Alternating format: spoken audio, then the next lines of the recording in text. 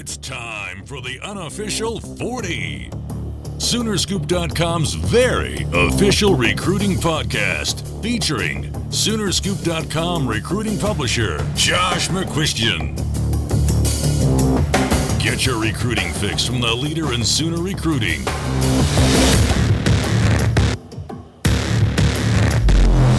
It's the Unofficial 40 with your hosts, Soonerscoop.com publishers Carey Murdock and Josh McCuistion. All right, and welcome back. It is another Unofficial 40 here on Soonerscoop.com, and we're joined now by Josh McCuistion from his home base. Josh, how you doing today? I'm doing good, and I think I've decided I'd rather it be a bunker rather than a home base. So that's kind of what I'm going with from here on out. They make mine out to be a dungeon on the radio, so it's more like a hoarder's palace than a dungeon. I think I've said that before. Eddie Radosevich, that's a guy laughing across from me that you hear in studio. And Eddie, how are you, son? Doing well. Busy week. Let's start off, Josh, today you went to see OU's latest commitment. Yeah, went to see Kenneth Murray, and it was kind of interesting because he kind of behind the scenes hadn't really tried to hide it or tried to make too much of a big moment of this thing. I mean, he was kind of open about it. He gave me some quotes, and our guy Matt Clare from our Texas high school site, so we kind of knew what was coming. But what was interesting is one of those old recruiting kind of I guess when you've done this too long, the little things you start to pick up on is the hats. When he laid all the hats out, the Texas hat was all bent up, and you could tell he'd done some stuff to it, while the OU and A&M, they were just flat billed. And you kind of and just pristine. Don't get me wrong. Yeah, and so you're like, well, somebody did something with that. And then, you hear afterward his dad talked about, we're going to have video of all this stuff I'm talking about, where his dad talked about, he really wanted Kenneth to go to Texas. That was the school he liked for him. But was very open. You don't want to make it sound like this was this overbearing dad and didn't like it. He was happy for his son. He just, he kind of saw Texas as his option. But Kenneth tells a story, and I'll kind of let him do it on the video. But the hat is more about Dad, and Dad kind of apparently couldn't wait to wear it, and so it ended up getting a little bent up, and that's kind of how that went down. So Kenneth's like, yeah, that hat was never going to be anything until my dad decided he wanted one.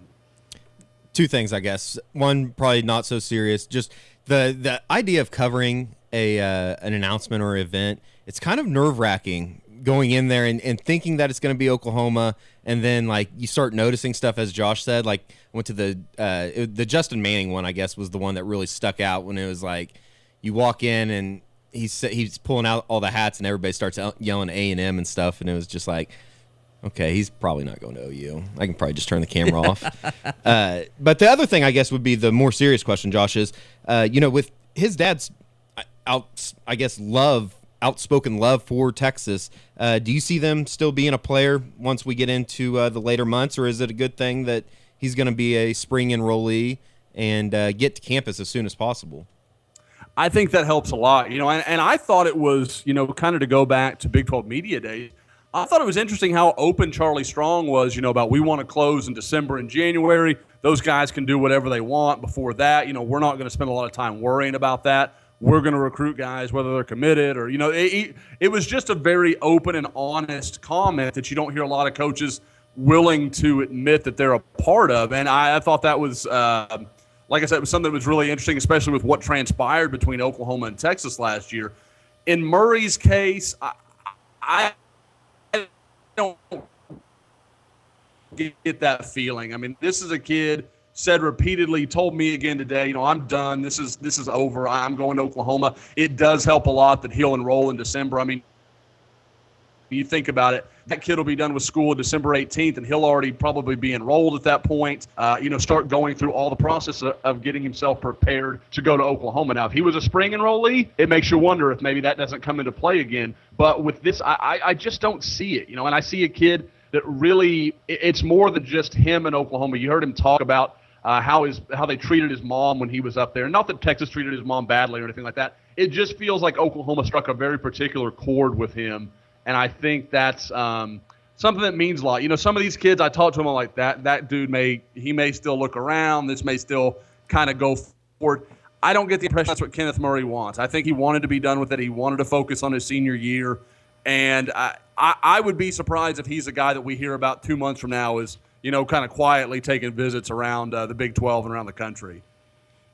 I'm just going to say right now, do a radio show every morning with 4 people. That's the longest I've heard one person talk in maybe 3 years. Josh McCuistion. Just let him go. Just let him go. We just wind you up. You're just used to going on these radio shows. It's exactly where what they it is. wind you up, Exactly and you're doing the show in Poto or I don't even want to do Oklahoma. I don't want to rip on Oklahoma. Let's say you're doing like Hillsboro, Texas, or something. 93.7, The Edge, or like the station that Buddy, the head coach for East Mississippi, calls in to on Last Chance U. I still haven't started it yet. Oh, Okay. I saw the- last I night. saw I the was literally trailer. going to talk about that. I saw the trailer. I watched Stranger Things instead. So, You need to get on Last Chance U.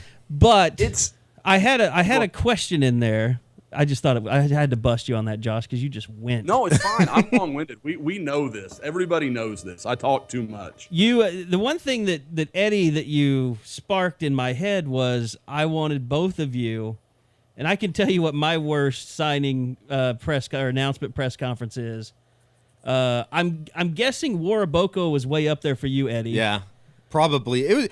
Waraboko was so bad just because of, honestly, it was because of social media and just everybody like attacking me for going to Waraboko's press conference. And it's like, well, Like I'm not you the caused one. him to choose UCLA. Yeah, at one point, I honestly, I was like, I'm glad that he chose UCLA. I remember I was leaving Westmore in Dahu Green's signing ceremony, and I remember walking out, and I think I called you because we were waiting, and it was late, wasn't it? Something happened to make it They late? were waiting on ESPNU to That's throw right. it to them in Cassidy in the gym there. And I can't remember if I talked to you after it happened or before, but I just remember you describing how hostile the crowd was. Yeah, they were like, it was really uncomfortable because I think a lot of people thought they went into that gym thinking that he was going to go to Oklahoma, and mostly his high school buddies and stuff like that. And it was awkward. It was super awkward.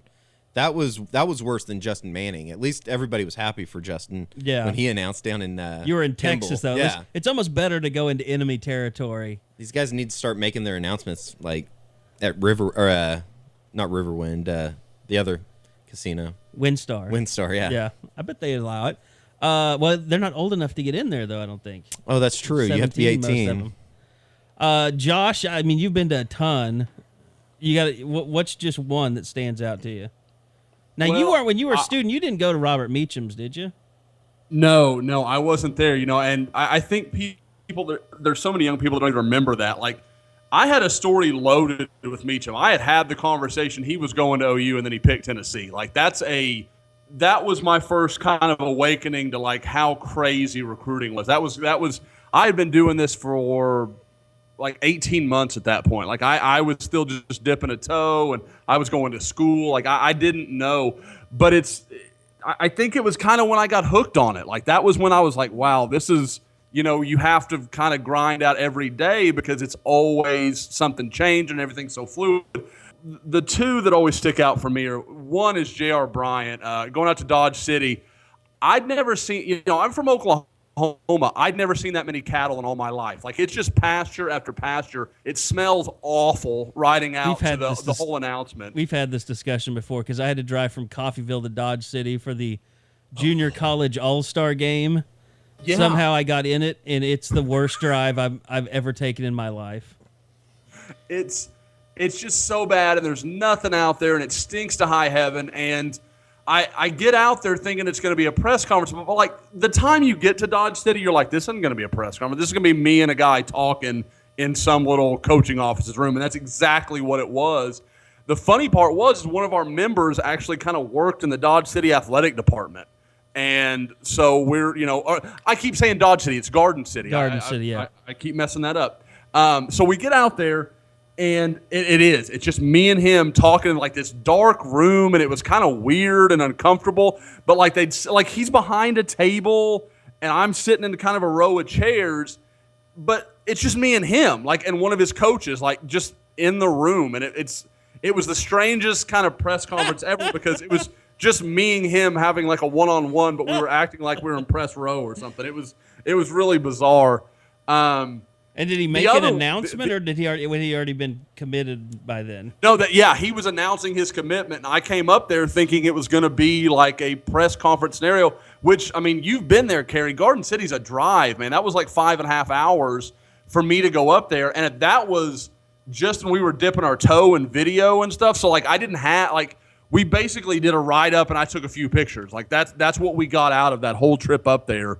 And, you know, so it's madness, the stuff that used to happen. But the funnier one to me, and you guys brought up Justin Manning, so it's kind of funny to come full circle, was DeMarcus Granger. I was there. He announced on Dallas television on a Sunday night. Right, I remember that.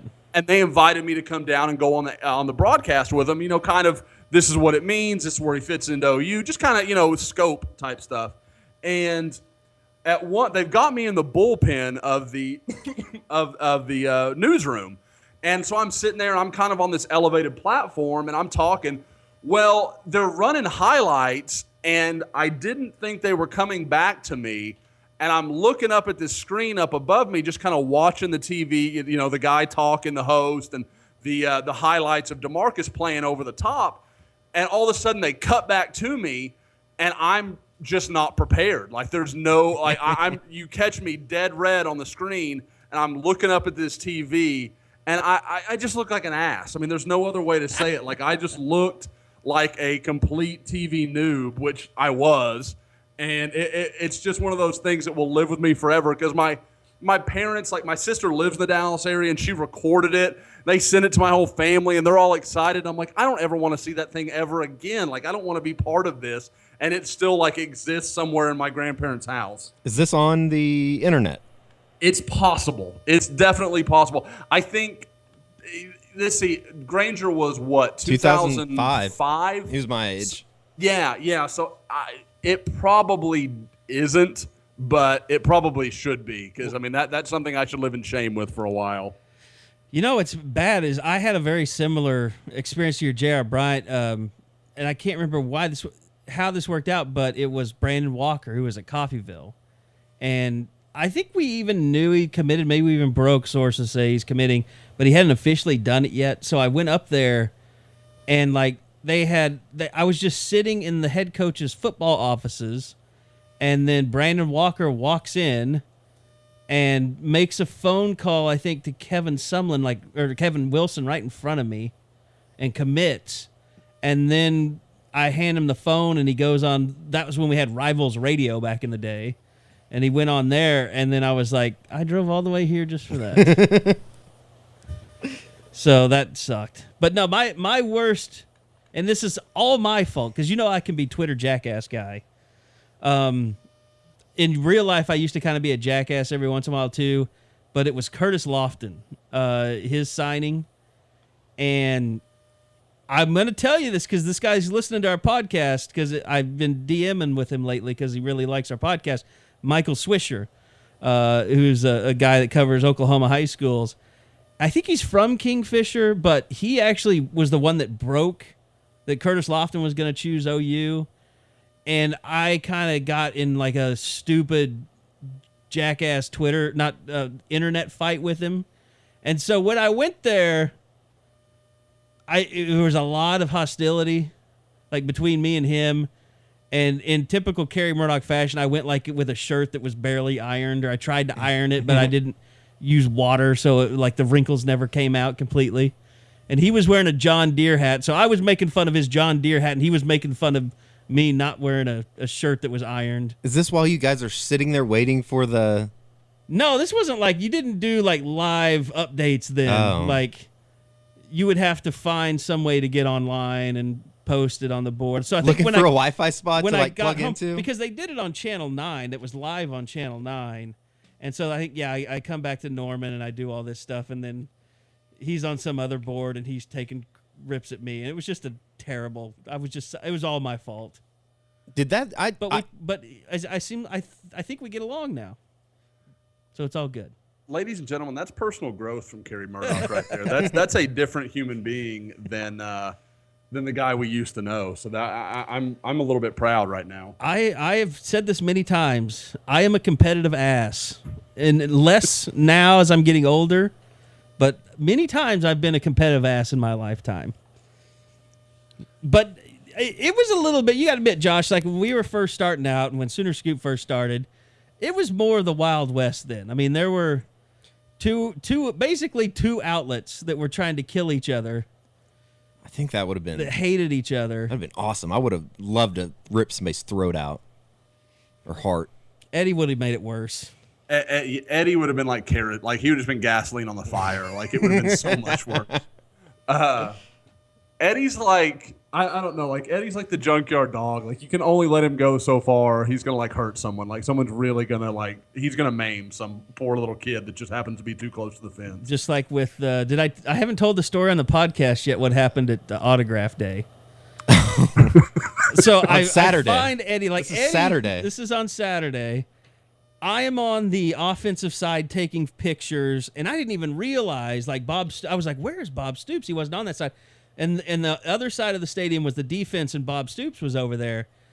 And so I'm walking over to defense, and Eddie and I like finally see each other. So he's been over at defense the whole time. I've been at offense, and we see each other. And we're right in front of the real Sooner Schooner with the ponies and everything, and people are stopping to take their pictures.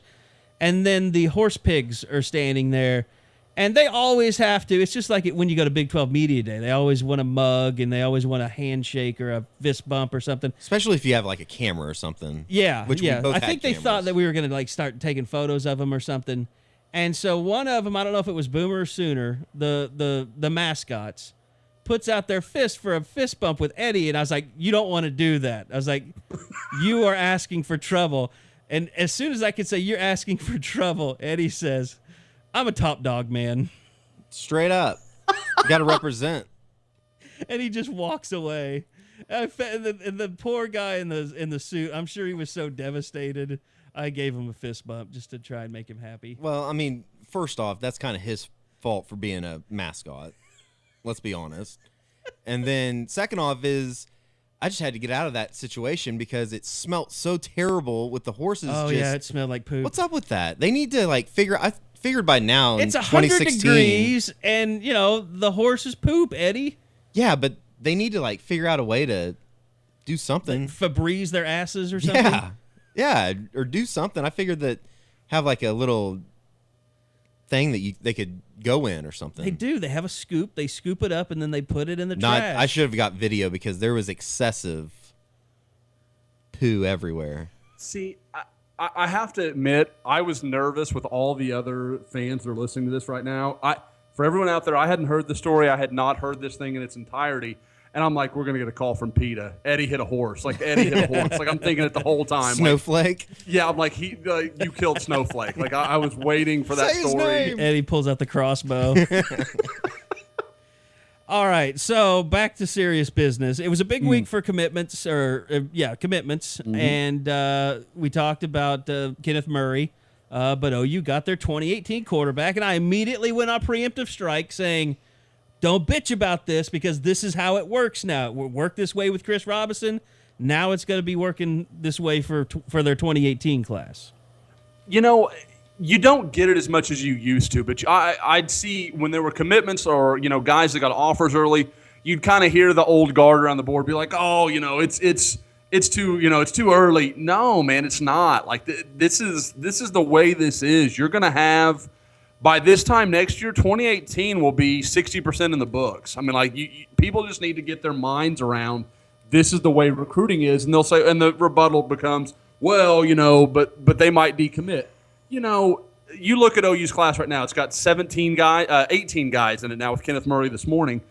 Maybe two of those guys could end up somewhere else. Like, and I'm not saying that like I'm looking at two guys that are at risk. I'm saying by the numbers, it's probably about two guys. So, I mean, if you're talking about... And you know what? If somebody leaves, it might be because they got somebody really good and it pissed off somebody that, you know, was a 3-star or 4-star and was just like, I don't want to compete against that person. Exactly. And you get to watch the whole thing unfold. Like, I mean, and you kind of... to me, that's what recruiting has become. It's the story kind of behind this. Like, the commitment that 10 years ago, that was the story. That's what mattered. Now... today, like somebody asked me a question about who Robert Barnes was tweeting about last night. I'm like, guys, you know who he's tweeting about. I'm not going to say it, but we all know what's happening tomorrow morning. Just let it play out, let it be there.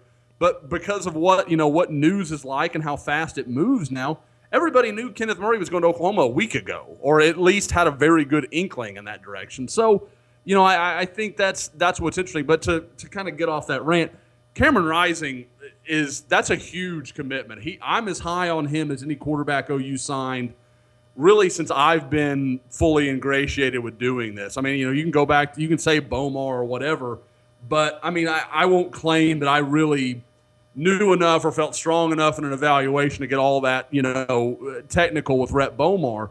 But as you go through the years, I can't find a lot of flaws in Cameron Rising. I mean, I kind of keep waiting for someone to tell me, oh, he's really 6'1", or, that to find some obvious hole, because when I watch him on tape, he is a really good athlete. He makes all the throws. I mean, there's just nothing for Oklahoma fans not to be really excited about, to forget that he's from an area that produces a ton of talent, and Oklahoma can now use him to kind of get in the door in California even more than they already are. I'm trying to think. Rhett Bomar, I remember he announced he committed in the summer, and he was at some event with the quarterback at Florida State. It was the Elite 11. Was it Elite 11? He committed at the Elite 11. You know who he committed with? Like they went and picked hats. Christian Ponder. I thought it was Christian Ponder. Yeah, wow. Christian Ponder went into like a Champ Sports or something and picked out hats, and Ponder came out with Florida State, and he came out with OU, and that's how they announced. That's wild. I did not know that story. Yeah. Mm-hmm. And because Christian Ponder's from Colleyville, right? Is he from Colleyville Heritage, where Cody went? Cody Thomas? I want to say Ponder was from like a private school or something. Like there was like a. Well, Colleyville was. Yeah, he went to Colleyville Heritage High School. Did he? Okay. I just Wikipedia'd it. That's pretty tight. Yep. Yeah. Oh, Colleyville's got a pretty good tradition, and it's usually the same kind of deal, like with Ponder and with Cody Thomas. One really good player or two really good players, and then just kind of a bunch of dudes around them. Ponder had to win the wife, right? I mean, there's no way Bomar. I don't know if I think he's married now, but is he? I don't know. I think he's the last I heard about him, he's coaching down in Texas somewhere. If I remember right, it was somewhere like around the border, not far from WinStar, if I'm not mistaken. Coaching at what's the town? Thackerville High. Thackerville is where WinStar is. I know, that's what I'm saying. Maybe he's coaching at Thackerville High. All right. Well, we're detouring once again, but we mentioned Cameron Rising, and then of course the big flip, literally the big flip, Creed Humphrey. How I was shocked when you guys were telling me this was getting ready to go down, but Josh, I know you were on top, but when did this really start happening for Creed Humphrey?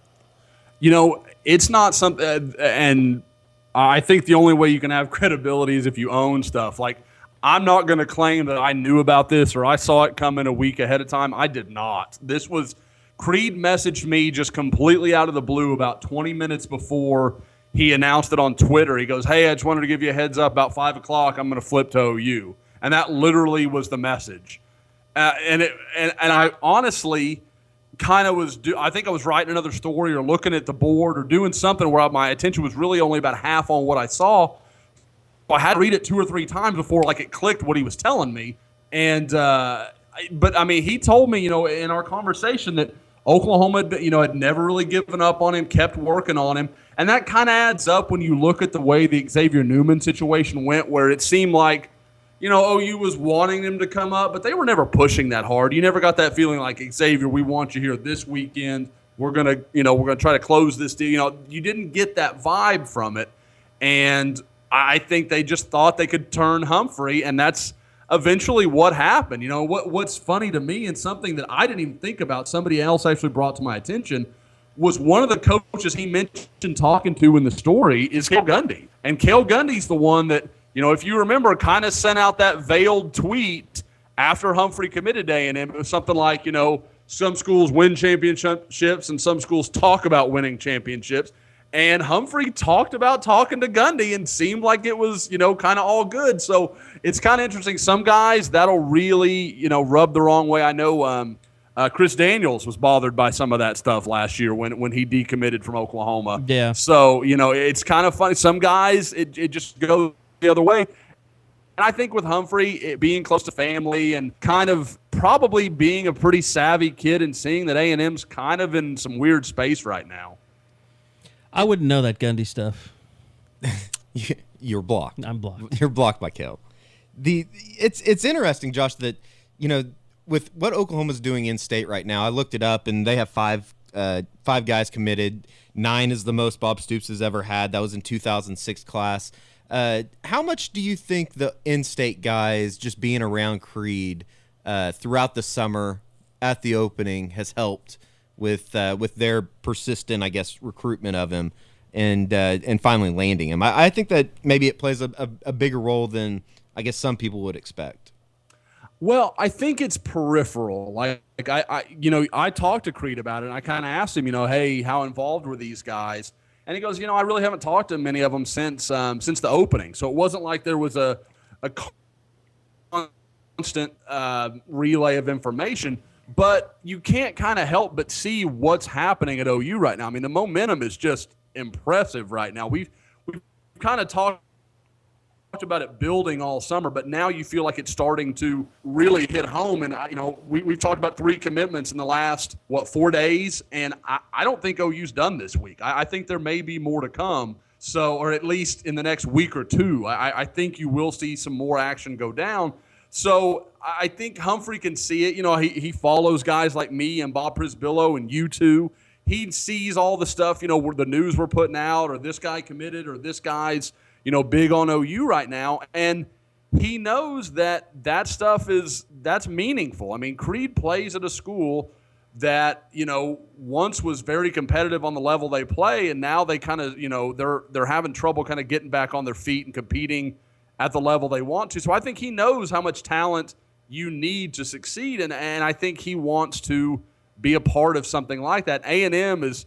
He decommitted one day, and I think actually same day they lost to Vodrick Johnson, a linebacker commitment. So, I mean, A&M's taking some hits right now, and Oklahoma just is really flying about as high as they have in years.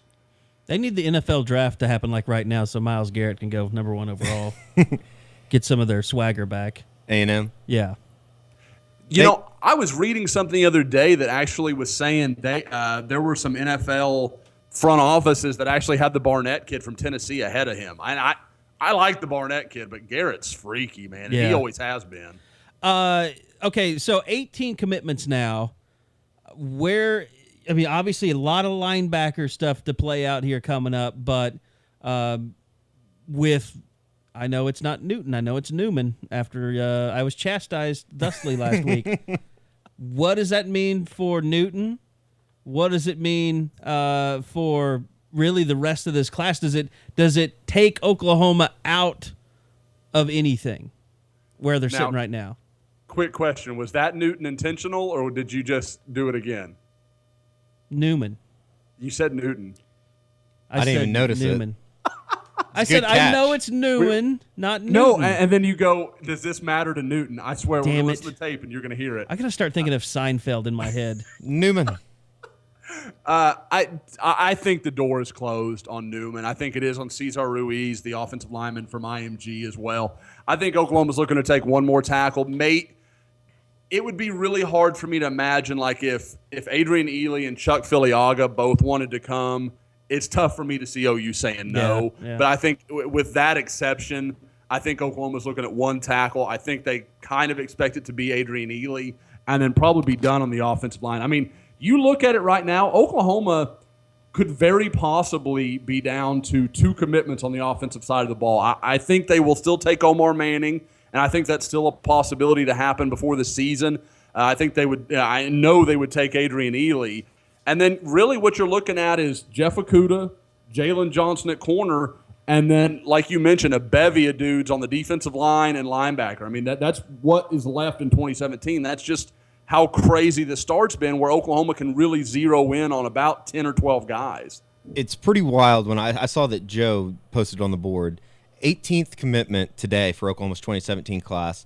The 18th commitment in the 2016 class was Mark Jackson. in February of a couple months ago. Wow. That's wild. It's just that, I guess, just shows where OU's at right now. Well, and I saw the question on the board, and I'm just gonna say I'm gonna break my arm patting myself on the back. I told people, like, as soon as we saw this staff over a year ago at the satellite camp down in Dallas, I was like, these guys are going to turn it around. Like, I haven't seen this much hustle out of a coaching staff maybe ever. I mean, probably the early years of Stoops when Brent Venables was around, and Jackie Shipp was still going. You had like Jonathan Hayes out there. That's a real dynamic personality. I don't think they've had this collection of dynamic personalities, except for maybe one other period in Stoops' tenure, and that was his early years. Yeah, and that's not coincidence that you look at those early years, that 99 kind of 2001 era, those 03 and 04 and 05 teams were really, I guess 03 and 04, were probably Oklahoma's most talented teams under Bob Stoops. There was a whole bunch of NFL talent on those teams. That's not coincidence. I mean, it's, you look at this staff and these guys are all over the place. They're constantly doing stuff. I've never seen an offensive coordinator that recruits like Lincoln Riley. I mean, that guy is everywhere. Which shows you why he's a good head coaching candidate. Oh, just like I think Brent Venables is a good head coaching candidate.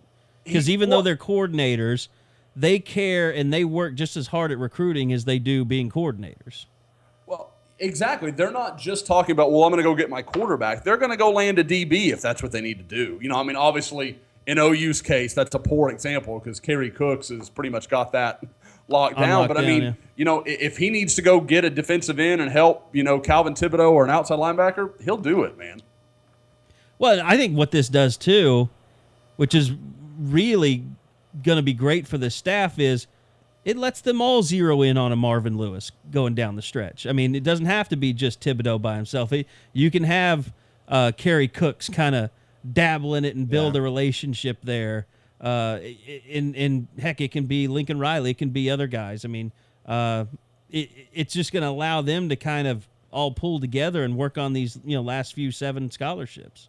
I guess this would be maybe a question for both of you, but maybe more Carey, that just how much does this reflect just kind of the rejuvenation that we've seen in Bob Stoops? I've thought the last couple of times that he's talked at Big 12 Media Day, even local media day, when we saw him taking questions from the donors at the golf tournament, it just seems like it's a complete rejuvenation. He seems like a different person. They've wrote about it in the papers. We've had stuff up on the board about it. It's really interesting that. And I think it goes hand in hand that all this stuff has changed, and it's kind of almost changed at the top as well. He almost seems, I don't want to say rededicated because I know that's something that he would absolutely hate, but it almost seems like he is rededicated to what he's doing and what he's building. I think it's a lot of things, and I kind of stopped on the why is recruiting improved. It goes along the same line. It's not just new coaches; it's the commitment to facilities. Yeah, I think it is. I think Bob. There was probably, that this last year, coming off that 8-5 season, John Hoover writing the article saying that he should be gone. Yeah. I think that, is a punch in the gut to anybody. But then, as loyal as Bob is, as genuine as he is, to fire people that, to fire Josh Heupel. I mean, a guy that won you a national championship, you probably have a lot of blame. You probably blame yourself for a lot of things. Having to listen to people rip on them even after they're gone. And he never wanted to talk about letting go of those coaches. Anytime he would ask, he would not get mad, but he wouldn't have anything to do with it. I think probably after having going through last season, seeing what he saw with these coaches, seeing, Kerry Cooks and seeing Lincoln Riley and having an offense like he had, I think now he said he can live with himself and say, you know what, I made the right decision. Yeah. It was tough, but I did do what was right. As much as it hurt, to do it, I made the right decision. It was the right thing to do. I don't feel like I was such a horrible person, for letting go of guys that it bothers me. I don't know this. I'm guessing. Yeah. I think that lightened the load a little bit. I think the support staff, I think that's been a big part of it. They were battling with other people like Alabama that were building these 12, coaching, hiring every Kevin Steele and all these guys in. And I think them, increasing. Now they have more quality control positions. Now they have more social media help. So it's not so much of a burden on them. I think all of that goes together. And then, the stadium, building onto it, not being stagnant any longer. And it was funny because were you on the tour last year when they gave us the tour of their facilities? No, like before practice, I don't think I went over there. Like when they took through like the old office or the new office. They took us through the bud and stuff like that. Yeah, I didn't go on that. It was so strange because Bob was in such a great mood, and I was walking through going, "Oh my God, that's so and it looked nice. I mean, they did a good job with it, but everything was so small and cramped, and Lincoln Riley's desk was right next to the conference room, was in the conference room, so the big conference table was sitting in there, and Lincoln Riley's crammed in the corner working." And I was like, Lincoln, isn't that kind of weird? And he's like, I'm never in my office anyway. I'm always in that conference room, even if I had an office. So this is better than what I had in East Carolina. Oh, I'm sure it was, yeah. But I mean, Bob was so giddy to show us his Blake was taking us through. He's the head. I think he's the head trainer. He was taking us through on the tour. Bob takes the tour over. He's like, I'll take him. I'll show him. And so he took us back to his office, and he's like, look, I got a bedroom in here. I got a shower. He was all fired up and showed us. He's like, this is great. And he had his surfboard in there. He's got some surfboard from, I can't remember what bowl they went to. They gave this giant surfboard. He's got his Jimmy Johnson signed helmet in there and some of his footballs. He's got his big ring collection and all that stuff. But he was like a proud papa. And for temporary digs, he was so happy to show us around and stuff. And from that point on, I was like, this is a different guy. This is no longer the surly Bob Stoops. Well, it seems like I guess it really has helped his health-wise, just the hip thing, I think is really. I think that's a big part of it too. He just feels good. He's not waking up and just feeling awful every day. And he said he didn't know how bad a pain he was in until he got it fixed, until he didn't have the pain anymore. So it's interesting. I think it's all kind of come to a head, and it's crazy that it's happening now in year 18 that they're able to kind of put themselves in a position for really I don't want to say go on a run or anything like that, but they've put themselves in really, really good position to have a good 2016 season. I look at it like this. It's not a good comparison, but Josh, when you first started really getting into college football, you didn't really know Tom Osborne early in his career. I mean, you probably heard of the failed 2-point conversion against Miami and Howard Schnellenberger when the national championship was on the line. They would have converted a 2-point early in his career. He would have been a national champion. But then he toils through all these years. He gets known as the guy that can't beat Switzer and all this stuff. And he's kind of goes through this period where he's the lovable loser kind of. He never is the guy that can get him over the hump. Then he ends his career on one of the best runs in college football history, just winning national championship, just killing people in national championship games. I could almost see Bob kind of having a Tom Osborne-like finish to his career, where the Nick Saban part comes in later. Yeah, the way they're recruiting right now. And you're right, Carey. It was always funny to me because I was 13 and 14 in those 94 and 95 years when Osborne was just leading one of the best teams ever played, and that. Before that, it's all kind of hazy. I knew about it, it was there, but it was so kind of beyond me. And then to watch that team go on that run and then, add in another one in 97, Nebraska was just amazing back then. And it's funny because now it's kind of come full cycle. And I think guys that were, my age then now don't remember Nebraska as anything. They're just kind of a secondary thing. But with what you're saying, I completely agree. I mean, somebody brought it up on the board the other day, and I can't remember who, was kind of like, if you're going to get Oklahoma, you might want to do it now. And I think there's some truth in that. I mean, if Oklahoma can keep this thing going for 2 or 3 years, you're going to have some staff departures. You're going to lose a few players. A few guys won't pan out like you wanted to. But for the most part, if you keep the basic idea of what's happening right now, they're going to be better in 2018, 2019 than they are now. There's going to be more NFL guys just because they're recruiting so much better. And let's face it, I wrote about this, with the article I had about, this won't be a letdown year for Stoops, but all you have to do is go back to the college football playoff. Look at Clemson. Look at talent-wise, Deshaun Watson. I was trying to think. Jackson. Deshaun Watson, he's as good as there is. I mean, he's a touch better than Baker. Mm-hmm. And for pro potential, probably quite a bit. I hope Baker doesn't hear that. But you saw the differences. It wasn't big, but it was the difference between being a national champion and being a national semifinalist. It's that a little bit more physical, Shaq Lawson goes out, they don't lose a beat. I mean, They bring in other defensive ends that create havoc. They had decent receivers, decent defensive backs, but there was just that little bit of difference between them, and there was a little bit of difference between them and Alabama. Yeah. And Oklahoma, Alabama. They're not that far off, but they're still not there. Yeah. In my mind.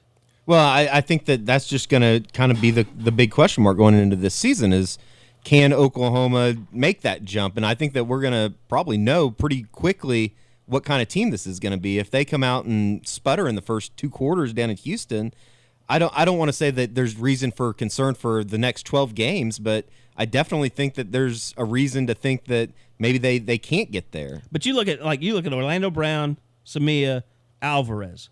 Those 3 guys on the offensive line are better than any combination of 3 guys they had a year ago. Right. So they're better there. They are better. Defensive line, they're so young, but there's so much talent there. I want to get to that, but first, Josh, I wanted to ask you, because I know this.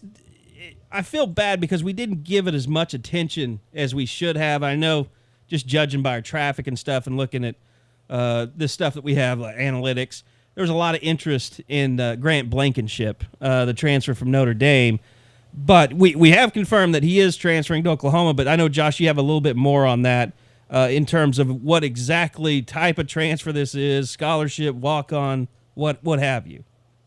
Well, yeah, I mean, and that was something that, we took a little time kind of checking on that story because we wanted to have a little bit more detail because it was his departure from Notre Dame was interesting. He was a big-time guy, played as a freshman. I mean, there was a lot of expectation that he was going to be a player for Notre Dame. And then, 18 months later, he's gone. And so you kind of wondered what had happened. And I did some checking. And, there was some friction at Notre Dame between him and the coaching staff. And there were some questions, some academic things, not, like I said, none of it serious, nothing legal, nothing like that, just some differences on, how things should have gone, I think maybe from he and his family's eyes and what Notre Dame saw for him. So when Oklahoma brought him in, it's my understanding there were a few things he needed to clear. And, I think we know to go from one Division I program to another, you kind of have to be in good standing with the prior school.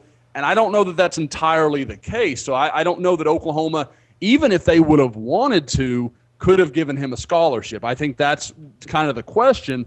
And so what's ended up happening is he's going to be a walk-on, and obviously a really, really good one that will have the opportunity to earn a scholarship. But I think it works out really well for Oklahoma because, they get to kind of hold that scholarship back and kind of let him work for it. And I think on the other side of things, let him kind of prove that he's ready to put in the work, do some of the things he needs to do.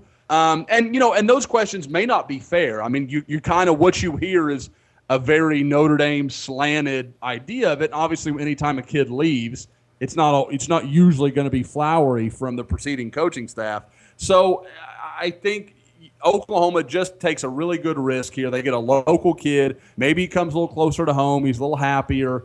And if he goes out and plays like he's capable, I mean, he's a 6'6", 265, 270 guy. I mean, big, impressive guy, fits what OU wants to do with their defensive end. So he's a nice fit for OU. He can redshirt. He's got that year to give. So he could have 2 years of eligibility and, be placed back on scholarship this time next year.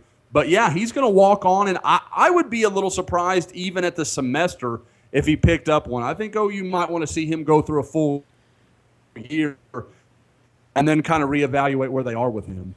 Blankenship played in 11 games, 12 tackles at Notre Dame in 2014. Josh, how much did Kerry Cooks play into this role? He was the guy that actually got Blankenship to South Bend, picking Notre Dame over Oklahoma. When you take a step back and look at it, how much did Kerry Cooks actually probably play in this decision, and maybe even vouching for Grant as a player in person, saying, "Hey, I got this guy up there. I think we should take a chance on him here in Norman."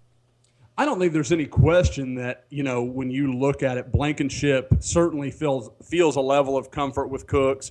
It kind of works out really nicely. Like we said, he gets to go closer to home, play with a coach that he knows well, even if it's not his position coach, and goes into a system that fits him well. So for Blankenship, it makes a lot of sense. But with Cooks, I get the impression that Cooks was very kind of pivotal in the role of, what's this kid like? What's he about? How is he going to fit into what we see the way we see things?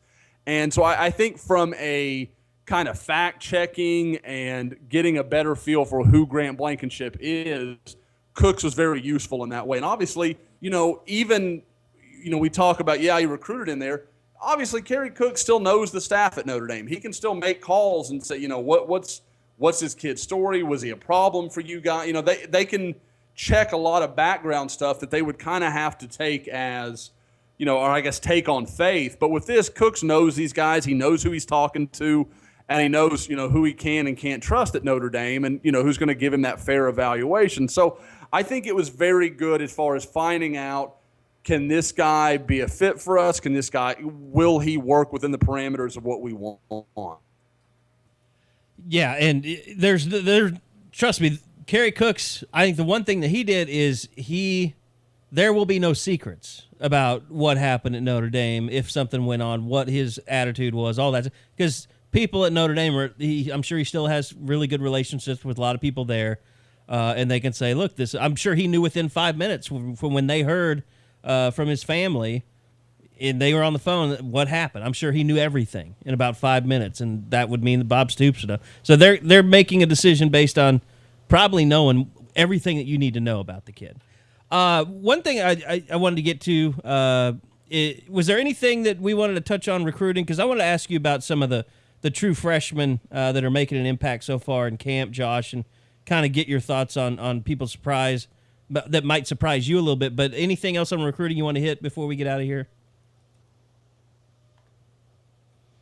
No, obviously, like we kind of touched on. I mean, I think over the next few weeks you're going to see some movement. Guys like Anthony Hines, I think there's a lot of buzz about him maybe making a move and making his decision.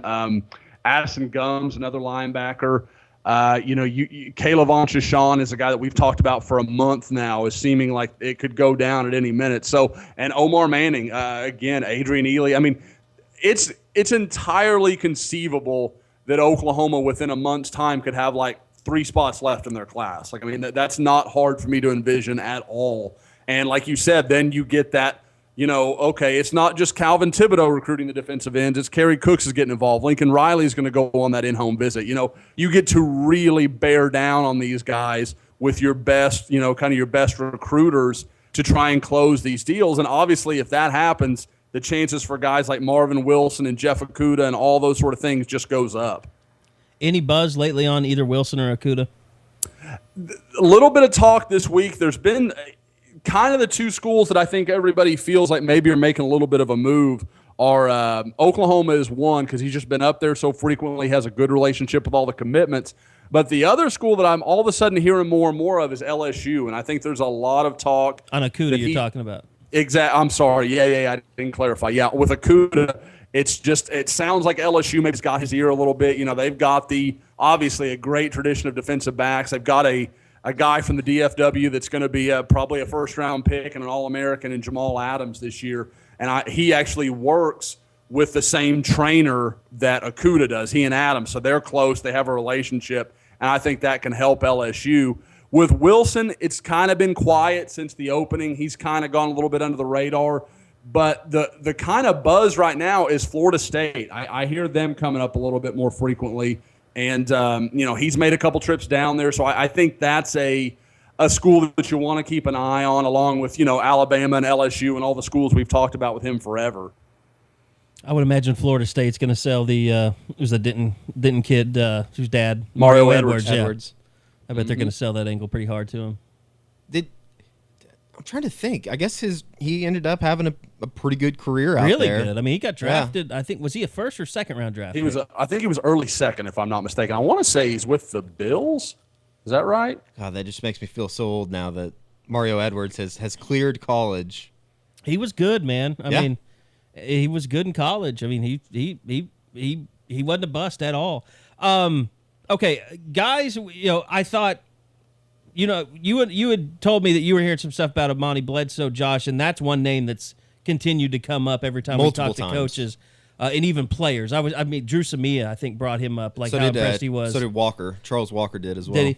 And the one name that has really just shocked me, like I almost had to like pull out my Rivals app or just pull out my mobile and do a quick search. But when Kerry Cook said Parnell Motley, I was like, Parnell Motley.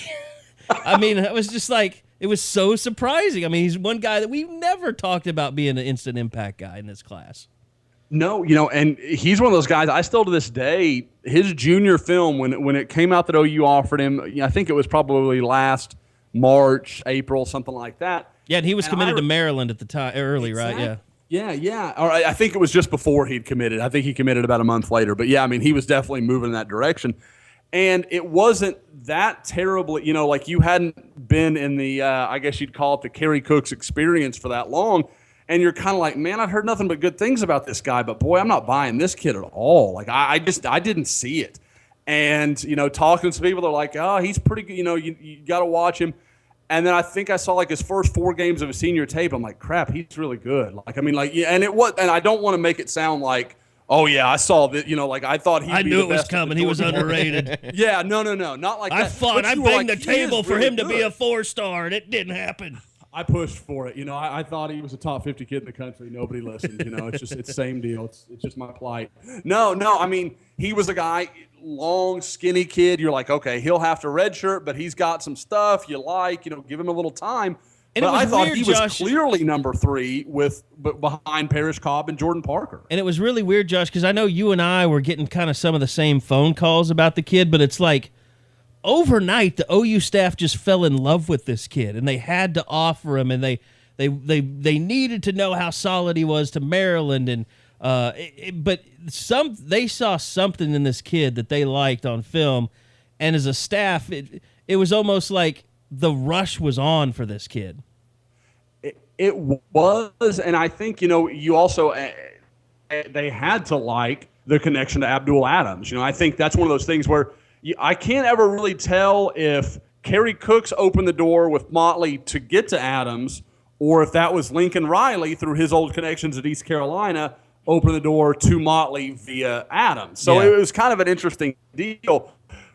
But yeah, I mean, with Motley, it was overnight. There was no question. It wasn't like well, we like him. We've got 3 or 4. You weren't hearing 3 or 4 other guys ahead of him, but we kind of got that guy on the back burner. There was clearly a focus on we like this guy. We think we can bring him in. And even when he committed to Maryland, there was never any. Oklahoma didn't stop. They just kept working him, and eventually, like we all know now, he jumped on board. It's very similar to just the recruiting part of it to Jordan Thomas. Oh, absolutely. Like a guy that was committed to some place that wasn't a power, it was a good Power 5 school, but all of a sudden they get enamored with him, and they get him to flip within a month or less than that when what we're talking about when we knew they started getting enamored with this kid and they got him to flip. Was it about a month's time? Yeah, you're right, because they actually offered him in the spring of end of his junior year going into his senior year. But you're right, like it was kind of lukewarm. You couldn't tell where OU really felt about him. And then you could tell they turned the screws probably about, late November, early December. He takes a visit, I want to say like mid-January, if I remember correctly, and, had committed pretty shortly thereafter. So, yeah, Thomas was a guy that I actually, when they offered him, I went up and saw him at Klein. He was a Klein Forest? No. He was just Klein High School, I think. No. Oh, is there not a Klein? Is he not Spring? Yeah, you're right. He's Klein Collins. He's a Klein Collins. Collins. That about hurt my brain. And I went up there and you talked to him, and he was very, I'm good with Northwestern. He wouldn't give me anything to nibble on. Like, there was nowhere for that interview to go after a couple of minutes. I'm sure we've still got it on his page, but there was no let up, and he seemed very solid on Northwestern. But I think Oklahoma, same kind of deal, just never really let up on him. And at some point, if you can get a kid like that to campus and see this is Northwestern, and that's great. We understand the academics are there, but come look at, what it looks like on a Saturday for us. Come look at the whole town's painted red. It's a different sport. It's just not the same thing. And Oklahoma knew if they could get both Motley and Thomas to campus, then things would turn.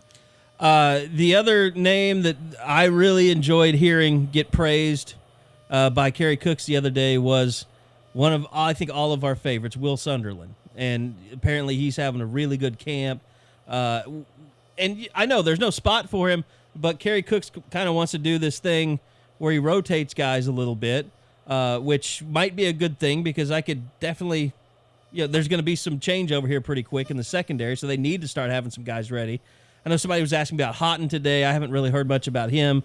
But, I mean, Sunderland, he's that guy that had that potential. You wonder if he really had the explosive athleticism. He had the size.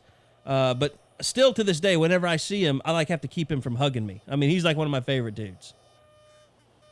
Will is just an all-time kid. And I always go back because, in this conversation, I think everybody's going to look to me. Eddie's actually the first guy that saw Will when he was like, Eddie, what would you say he was that day you saw him out at Edmond? What was it, Edmond Memorial? Yeah, he was. No, it was Edmond North. It was Edmond North, that team camp that they do at Mustang now. That was probably, gosh, I don't know. That would have been before his sophomore year. Right, I think that was going into his sophomore year. And I just remember the pictures. He was just so much bigger than everybody out there, and he was so gangly. But he's really kind of seeing him grow into his body the last couple years has been really interesting to watch. He's a guy that lives in the weight room, and obviously it's kind of paid off for him. He's going to be a guy that it's going to be really interesting to see how OU tries to use him in their defense this year. I think he's a guy that definitely will see some type of action on the field, whether it be coming in and playing a little bit of safety. I think that it's interesting. I don't know. There's just so many moving parts, and it seems like they're so deep in the secondary, whether it be maybe guys that aren't very, not very much experience, but they have so many guys. I feel like you can stick guys back there, and it's like he'll be fine. What happened was, before this recruiting took off, let's face it, Mike did a really good job pulling in a lot of young DBs that one year. And it was probably the best part about that class, the 15 class, I guess it was, with right? Parker and the year after that, with Houghton and Sunderland. And that was 6 guys in that class. McKinney and I can't even think now. But what Antoine I'm saying Stevens. is Antoine Stevens. What I'm thinking is, though, that they came in because it looked like Oklahoma's secondary was in shambles. They weren't really in shambles. They were just young. And all those guys that were young that Mike Stoops was getting killed about, Stephen Parker and Ahmad Thomas, Will Johnson came, I think, that next year, too. I think he was one of those 6. But all these guys developed as Jordan Thomas developed. Jordan Thomas wasn't anybody when that class was being put together, and they developed so well. Jordan Thomas, Ahmad Thomas, Stephen Parker, that's about as good a development as you can ask for from young DBs. Now they're all really good, all Big 12 candidates. And then you bring in this really good class of kids underneath them, and they don't really have an avenue to play right now. But some of those guys are getting a lot better. I guess the best way to put it is just the excuse of not having athletes in the secondary, which I think happened in 2011, 2012 area. That's really not around anymore. They don't have any more excuses. They have plenty of guys back there that should be able, while they haven't really played in a lot of games, they have the ability to play back there, I guess would be the best way to put it. Well, Josh, I said this as soon as Mike got back. Look, it's your fault if you recruit a guy and he washes out because of discipline issues like a Gary Simon, but he was signing really good players from the moment he got back into Norman. Absolutely. And I don't want to take the focus away from Mike, but do you guys feel like there's a lot of talk that Kerry Cooks is a great recruiter, and that's all fair. Like, it's legitimate, and that's true. I don't know that he gets enough of credit for being a defensive backs coach. Like, you look at the growth of Stephen Parker last year, Jordan Thomas last year. Dakota Austin's a completely functional cornerback, which is something, and I don't want to make it sound like bad, but like if you told me that guy that we saw in high school that was 5'9" and 150 pounds soaking wet was going to be a good college cornerback, I don't know that I could have believed you. He felt like filler to me, and that kind of goes to your Mike Stoops point. Mike offered him, Mike wanted him, and they've made him into a player, but I think so often it gets lost that Kerry Cooks is a very good position coach. You go back to Notre Dame, and that year they went to the national championship. They did so with a guy playing corner that was recruited as a wide receiver or a running back that basically made the move during two-a-days to corner because they got so many injuries that he just had to make that jump over. And the guy ended up being like a multi-year kind of second, third team All-American guy. Yeah. Well, he's been fantastic. And like you said, Mike should get a little credit for the recruiting of the guys he's coaching Absolutely. now, but he's done a great job. And I'll say this, Mike can be a guy that you sink or swim with him when you play for him because he's going to wear your ass out. And if you don't handle it well, you'll quit or you'll never do anything. And I think Kerry Cooks takes a more, I don't want to say motherly approach to it, but that's kind of what it is. I mean, he's your friend. He knows when to push and when to let off. Mike's just pretty much, you figure this out or you're not worth my time. He's just full amp. I mean, visor backwards. It's really funny when we're standing there waiting for guys to get done. To be fair, Bobby Jack Wright was that way too, and I'm sure Bob Stoops was kind of that way as a coach too. Who? Which Bob, way? When Bob was a secondary coach. Oh, like Mike or like Kerry? More like Mike. Like Bobby Jack and Mike were basically, we're gonna put you under a tremendous amount of pressure, and we're gonna see if you can handle it or not.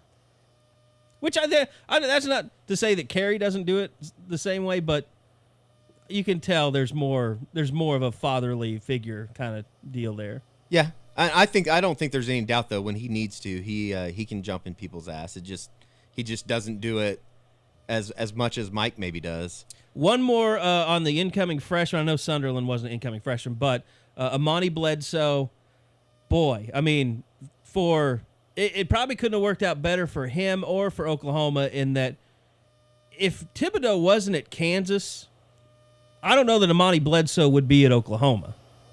Like if he were somewhere else that had actually a decent football program, he might. If he were like at Kansas State, I bet Amani Bledsoe would probably be at Kansas State right now.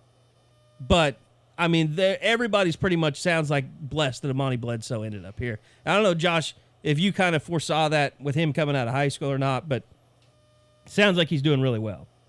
Yeah, I liked him when I looked at his senior tape. You thought this is a good player, but like anybody with Kansas, you're like, is it a competition thing? Is he dominating poor players, or is he that good? But when I went out and saw him at the Semper Fi game in January, the things that stood out to me were, I mean, first of all, the guy's got a great frame. I mean, he was 6'5", 255 and looked skinny. I mean, he was a kid you knew was going to carry 285 without even, breaking a sweat. And I've heard he's already up in the 270s. So, I mean, he's well on his way to being where OU wants him to be. But the things that stood out to me were, first, he is a kid that is incredibly coachable. Like, at these All-American games, you guys have been there. They're walking around, and they're all, I've got 5 stars. I don't need to listen to these guys. I'm just here to have a good time, around, yeah. It's fine, but that's just kind of the way that's wired. Those guys they're not there to learn to be better. They're just kind of enjoying the moment of being an All-American. He wasn't that way at all. Like, he's asking coaches for instruction, and he's talking to them, and, okay, do I need to push down on that? I mean, he really, very technical questions where he's trying to make himself a better player, but also the motor. The guy is relentless. For 6'6", 250, those guys, especially in those scenarios, they're slugs, man. They just kind of stand around, and if there's a chance to make a big play, they're going to be in, but they're not going to chase a play 20 yards down the field. They're not going to chase a quarterback all over the field. they're just going to make what's available to him and what's going to look good in a highlight. But that's not how he was at all. He was really, really working hard, and that was just in a Tuesday practice before a Saturday game. So he impressed me a lot. I and we kind of joked earlier. I literally did. I made a recommendation for him to be a Rivals 100 guy based on what I saw out there, and it didn't end up happening. He did move up some, but he's a guy that I really liked. But Carey, you talked about us hearing a lot of buzz on him. I've legitimately heard someone say, if you told me 3 years from now who's going to be the better player, him or Caleb Kelly, I've heard at least 2 people tell me it'll be Amani Bledsoe. And that kind of puts it in perspective because they love Caleb Kelly. It's not like that. It's just Bledsoe has so much upside. I would say, okay, guys that it's just too early to tell. I think it's because of the position they play. I think it's a complicated position in this defense, the outside linebacker position. I don't think we can say much on Caleb Kelly or Mark Jackson, whether they're ahead of schedule, behind schedule, where they should be, not where they should be. I just think it's too early to tell. Yeah. But neither one have clearly been like, oh, he's unbelievable. He's picking this stuff up like crazy. He's definitely going to play. He's definitely, Bill Beadenbow the other day said, okay, Bobby Evans, he's pushing for a starting job. I mean, that's about as close as you get to knowing a guy is definitely going to play. We can't say that about Caleb Kelly or Mark Jackson. The thing that, if you want to say bust so far, and it's not really their ability, but Michael Jones has not been able to practice. I don't think at all. I don't think he's practiced once with the team since they've started, but just judged based on conversation I've had with other receivers. And then Parrish Cobb, he's had a strained quad, hasn't been able to practice. But those are the only 2 guys I would say out of this class so far. Now, I'm not saying Michael Jones can't make an impact during the year, but, man, when you're a true freshman, a receiver in this offense, you need to be getting as many reps as you can. Well, and it's going to be interesting to see, we put up some mini scrimmage stuff today, and it's funny that you start hearing the names that come out, and it's like, okay, well, that makes sense. You don't hear those summer, quote-unquote, summer names anymore. And I'm not saying that crap. Some of the guys that aren't being named early in camp aren't going to play, but I think it's more realistic that you start seeing the Jarvis Baxters, the D.D. Westbrook, the longevity guys, the veteran guys in the group start stepping up more so than anything. Carey, I think that you said that you've been working on a story about this. How close do you think they are after talking with Beadenbow? Are they to starting Bobby Evans at right, and then of course allows Drew Samia to move inside and almost bumps Ben Powers out of the starting lineup? I mean, how close are they to that decision, just in your talking with them and things that you've heard? I think as long as things continue down the path that they are right now, I think Bobby Evans starts at right tackle when they take the field against Houston. Now, they'll know enough to whether that scares them, or they may start, as they put more of the offense on him, more responsibilities, he might start regressing. But I'd say right now, the way it's going, Bobby Evans is your starting right tackle, and Drew Samia is your starting right guard. That would be a big win for him, I would think, and especially kind of taking advantage of Christian Daimler being out. And, I mean, I'll say this, since it's Drew Samia, Bobby Evans doesn't have to be perfect. He's going to have a guy next to him that knows his position that can help him along as they go and make him better and better. You know what's crazy about that? If you look across, if you say Orlando Brown's your left tackle, you've got Ford at left guard, Alvarez at center, and what we just talked about on the right side, that same offensive line could be the starting group in 2018. Like that's how young that group is, but you don't feel like that's a weak group because honestly, to me, when you talk about Samia moving into guard or, maybe Oklahoma liking that option better, I can't help but wonder if it's because they think Samia is that much better as a guard. I see a guy, when you watch Oklahoma's games from last year, you see him kind of get beat for speed sometimes. And, and obviously he was a true freshman. You're asking a lot of a guy. Yeah. And for him to be as good as he was really impressive. But you kick him into guard and suddenly he becomes elite athletically. And as physical as he is and the way he plays. And he's up to 320 now. Yeah. I mean, you're talking, to me, that's a future All-American at guard. I think Drew Samia could be amazing as your right guard. Talking with Beadenbow, it seems like that 5 pounds means a lot. Well, 30 pounds. Or 30 pounds, yeah. I mean. It just, I guess it... He was saying 5 pounds means a lot. 30 pounds is is almost astronomical. immeasurable. Yeah. Yeah. Okay. But Have you guys he seen did. him? What's he look like? Samia, a lot Yeah. bigger. He's just filled out. I mean, he doesn't. He's got more in the butt, more in the arms and the shoulders. He looks But good. not like he's not fat. I mean, it's good he's weight. he's a well-built kid. I thought the most impressive guy that we've interviewed, and it might have been just because we hadn't talked to him before. I was pretty blown away by Cody Ford and how he's put together. He's somebody I think we're sleeping on a little bit. Is potentially, I think he could potentially next to Orlando Brown be the best overall offensive lineman on that line. He is a massive, massive guy. And that's what they need. I mean, look at that Clemson game last year proved it. They not having Ty Darlington was great for them to have, but he was not a foundation. I mean, he could get pushed around. He made it harder on the guys next to him. Guys could outgap him sometimes. Having Alvarez is much more physical. Cody Ford, I mean, Neela Casatati was, big. I mean, nobody was moving him around that much. But this line, if Samia's at right guard, there's no question it's more physical than they were a year ago.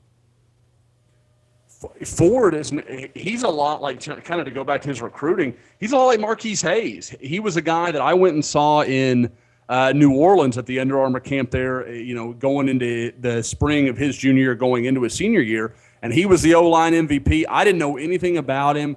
At that point, he wasn't even committed to TCU, and kind of like we did with Hayes, the story starts going up, and I'm writing stuff, and there's video from it.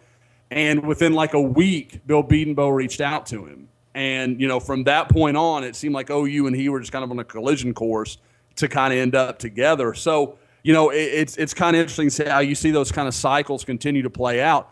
But Ford is a guy I was a huge fan of, had a chance to go over to Louisiana and see him play as a senior.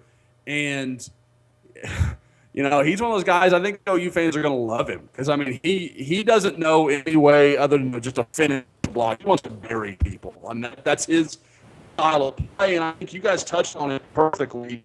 That offensive line now looks like it's Bill Bedenbaugh's offensive line. Like, they're bigger than they used to be. They're more physical. They may not be the guys that are going to run 4.7 40s or anything like that, but they are guys that are going to lock on, run on rails. If they can get you in a phone booth, they're going to beat you.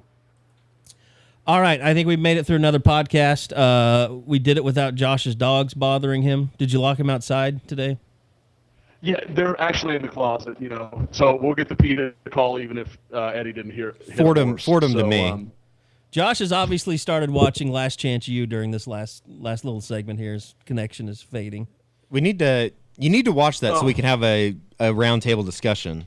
I'll try. It really is. It's my favorite Netflix. There's a little thing called Fall Camp going on right now. It is my favorite Netflix show that has come out in a long, long time, though. I think it's awesome.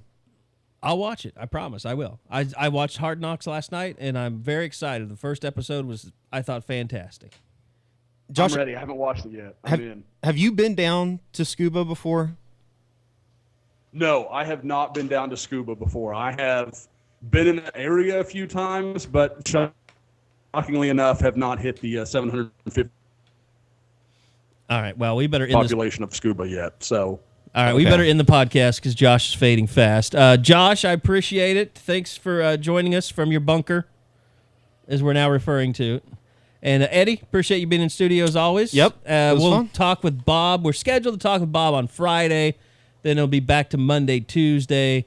Check out the board. We got scrimmage tidbits from today up there as well. Plus tons more content coming. Got an offensive line piece I'm working on.